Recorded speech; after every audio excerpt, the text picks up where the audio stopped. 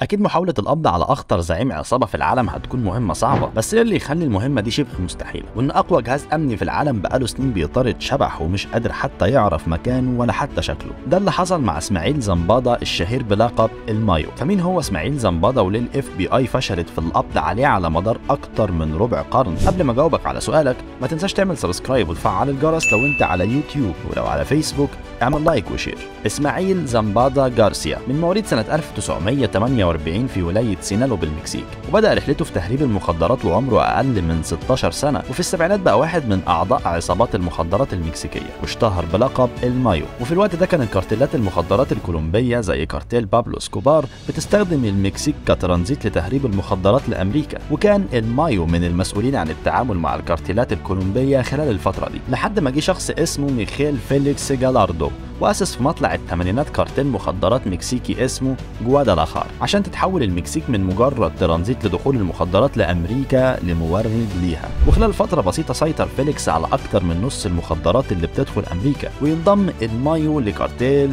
جوادالاخار ويبقى واحد من أهم القيادات فيه ومن أهم رجال فيليكس. لكن يتقسم كارتيل جوادالاخار لمنظمتين بعد القبض على ميخيل فيليكس سنة 1989 لكارتيل تيخوانا بقيادة قرايب فيليكس، وكارتيل سينالوا بقيادة المايو ومعاه التشابو، واللي هيبدأوا عهد جديد لتجارة المخدرات في السبعينات. وينجح المايو والتشابو في تحويل كارتيل سينالوا مش بس الأكبر منظمة تهريب مخدرات لأمريكا ولكن في العالم كله، وقدر يحقق أرباح بمليارات الدولارات، وبقى أكتر شخص دخل كوكايين وهيروين لأمريكا في تاريخها. والموضوع بقى جحيم للسلطات في أمريكا. المخدرات كانت بتدخل بكل الأشكال والطرق، بالعربيات من الحدود وبالقطارات وبالطيارات وبالسفن بكل أنواعهم وحتى بالغواصات. المايو اللي تعاملوا معاه وصفوه بأنه شخص عبقري وشديد الذكاء، وقدر يتعلم من كل أخطاء اللي سبقوه زي بابلو اسكوبار وميخيل فيليكس، وكان أبرزها أنه ما يكونش أبدا في الواجهة أو يكون ليه أي ظهور إعلامي من أي نوع علشان ما يلفتش الأنظار. وحسب تقارير كتير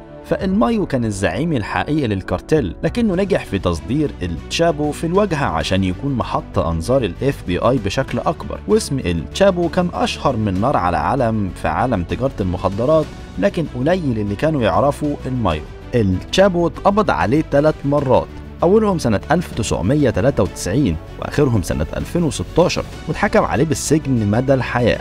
وخلال محاكمته اعترف ان المايو كان الزعيم الفعلي وانه كان مجرد اداة في ايده. المايو كان على رأس المطلوبين للاف بي اي لاكتر من ربع قرن، وفي جايزة مالية قيمتها 15 مليون دولار لأي شخص عنده معلومات تساعد في القبض عليه. لكن كان الوصف المناسب لكل محاولات القبض عليه هو من المستحيل الوصول إليه. المايو كان بيتمتع بحماية غير مسبوقة في المكسيك، وكان بيدفع رشاوي بملايين الدولارات للمسؤولين هناك علشان يضمنوا حمايته وأمنه. ورغم نجاح القبض على 2 من ولاد المايو وهم فيسنتي سنة 2010 وسيرافين سنة 2013، لكن القبض على المايو كان أقرب للمستحيل، لأنه مش بس سابق الاف بي اي والشرطة المكسيكية بخطوة، لكن لأنهم كانوا بيطاردوا شبح بالمعنى الحرفي. فالمايو ما كانش ليه أي تسجيل صوتي عند الاف بي اي، لكنهم أخيرا نجحوا في الحصول على أكتر من صورة ليه، بس المايو قال لهم بلوها واشربوا ميتها، لأنه خلى الصور دي بدون أي قيمة بعد ما عمل شوية عمليات تجميل عشان تغير شكله تماما وتخليه يقدر يتحرك في أي مكان بكل سهولة بدون ما حد يقدر يتعرف عليه. المايو كمان ما دخلش السجن طول حياته رغم انه من اكبر اباطرة الاجرام وتجارة المخدرات في التاريخ. فهل هتنجح اجهزة الامن الامريكية والمكسيكية في تحقيق المهمة المستحيلة والقبض عليه، ولا هيفضل المايو شبح خفي صعب حد يقرب له؟ لو وصلت لحد هنا يبقى الفيديو عجبك، ما تنساش تشترك في القناة، ولو مش عارف اسمع من عارف.